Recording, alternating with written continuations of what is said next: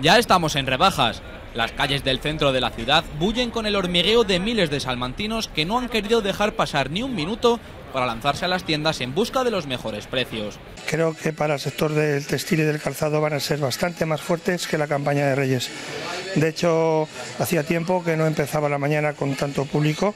Ha empezado un picoteo, pero ahora ya a estas horas del día ya las familias están saliendo, ya los niños no tienen colegio, están sacándolos ya de la cama y de casa y están teniendo una recepción muy fuerte, sobre todo en la zona céntrica. Teniendo en cuenta el descenso de consumo en meses anteriores en Salamanca, los comerciantes esperan que los clientes aprovechen las rebajas para adquirir productos de mayor calidad a menor precio. Hombre, me compro durante todo el año, pero sí que te compras algo en las rebajas. Unos zapatos y 2 camisetas.